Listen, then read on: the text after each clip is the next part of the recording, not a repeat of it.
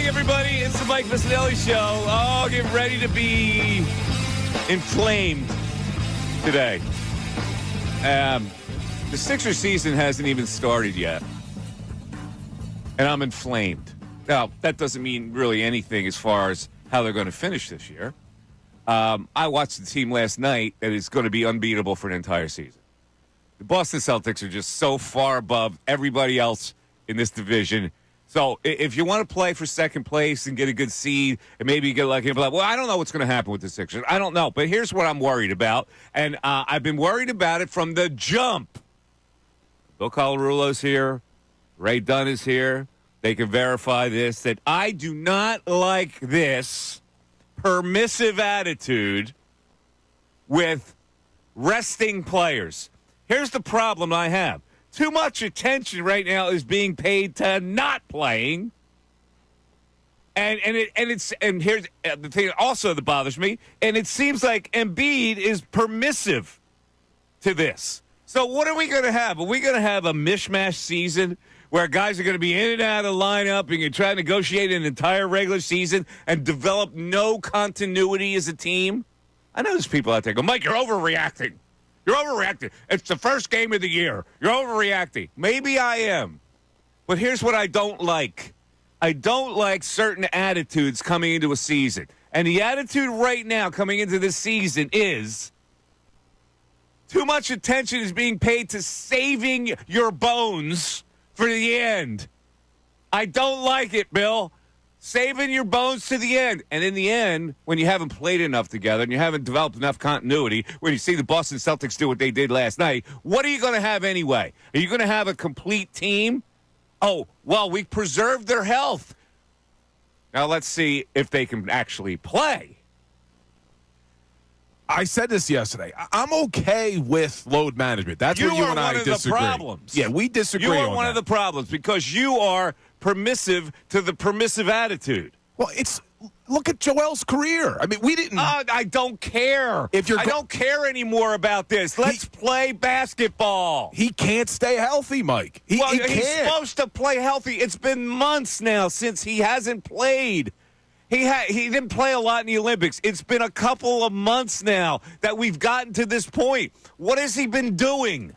See, I'm with you on that. The fact that Joel Embiid is not ready for game one, to me, it's unacceptable. I don't understand what is it that he is recovering from. And we had people coming at us on Twitter yesterday when we announced that he wasn't playing. Oh, what do you mean? He's recovering from the knee injury. Well, he had the knee injury last year. He came back. He played in the playoffs. He was good enough to play in the Olympics. I don't understand how he's not ready for game one. I'm okay going forward trying to keep him healthy. I'm okay with him not playing back-to-back. There's too much emphasis put on, well, we got to preserve him. He's a porcelain vase. I'm tired of it. Listen, he's 31 years old, okay? He should be in peak physical condition. I don't know what's going on with the knee, but it seems like they're being more cautious than anything. And if you're going to be more cautious, you're not going to develop enough of a tiger attitude to do something against the Boston Celtics and the New York Knicks.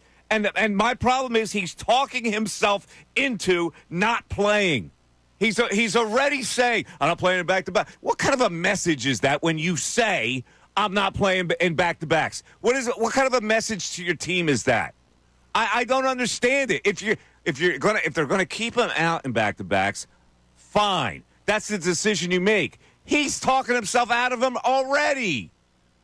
Well, it was reported by Tim Bontemps, and I don't remember when, from ESPN, that right after they lost in the first round to the Knicks, Joel texted Daryl Morey and said, we got to do whatever it takes to make sure that I'm healthy in the postseason. So his mentality was already there after he lost to the Knicks. How about if you get in better shape? How about if you get ready to play a season instead of saying, well, I kind of have to lollygag me through this season, so I'm healthy for the playoffs. It's ridiculous, and they were talking about it last night on TNT. Ray, you got to track down what Shaq and Charles were saying about his admission that he's not playing in back-to-backs. It's one thing to keep him out of back-to-backs. It's another thing when the guy plays right into it. It's not a good message, Bill.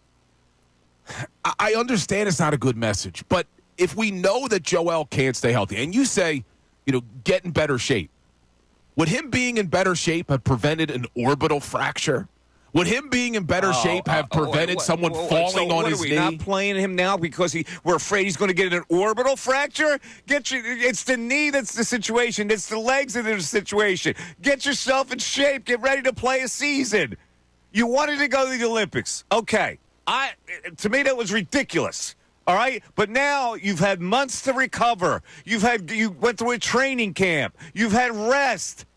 What's the problem? And I agree with game one. There's no excuse on why he's not ready for the first week of the season. I don't like your attitude. I don't like your attitude because you're buying into this weakness. We got to preserve him. We got to put him in bubble wrap because you know what happens in the playoffs. Well, there's a lot of guys that have to go through an entire season that still make themselves healthy to play in the playoffs. Am I right? Yeah, but there's a lot of guys who don't.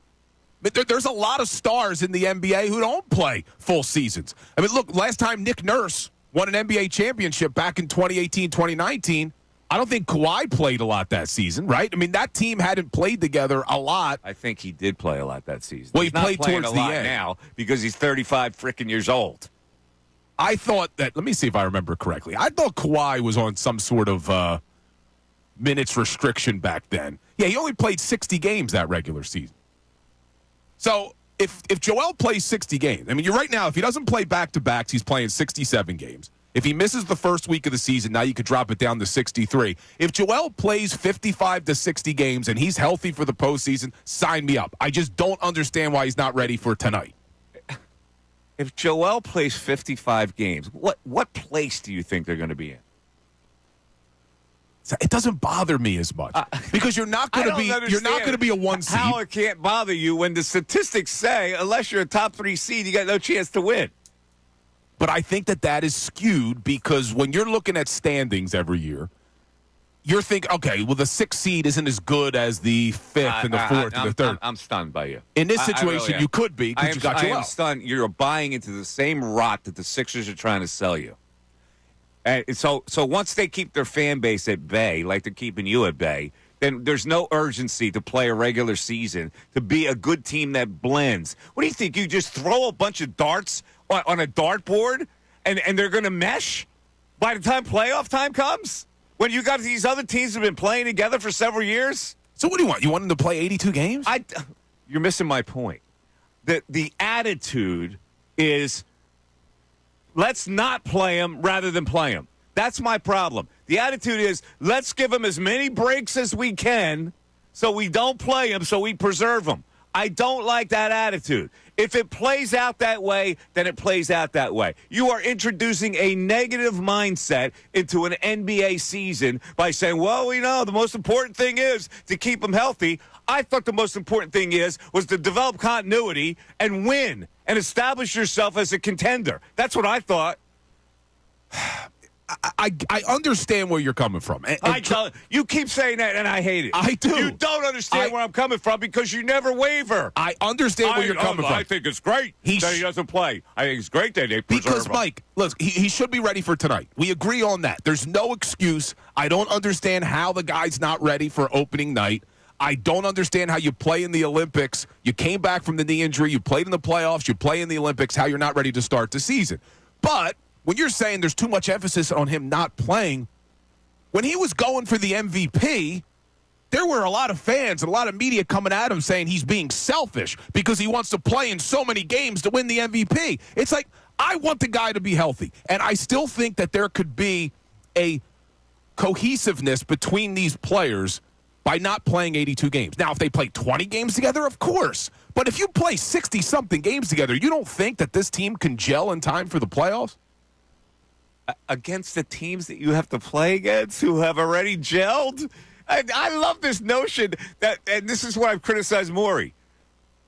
We'll take 3 from list A, 3 from list B, but you threw a bunch of guys together. You don't think they need to play together during a season to develop something, a team mindset, a team that blends together? You just can't tack guys on.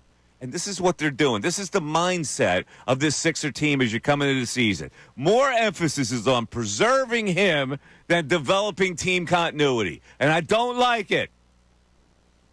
610-632-0975. It's going to be a busy show. We're going to come up with we're going to track all the Sixers starting lineups. It's opening night, right? Sixers the starting lineup tonight. I don't know what it's going to be. We'll guess on what it is. But we'll also go through the years to compare the starting lineups of the one they're putting out here tonight against the past. Also, Tim Legler joins us at 11:30 for his assessment of this Sixers situation. Nick Sirianni, press conference at noon. I can't wait. And it's General Knowledge Wednesday. And today we are giving away a pair of tickets to see the Sixers, who may or may not have Joel Embiid when they play the Pistons on October 30th. I think it's the Hornets. It's the Pistons. Oh, it It's is? the Pistons. So Tobias Harris return night. There you go. Tobias is There returned. you go. October 30th versus the Pistons at Wells Fargo Center.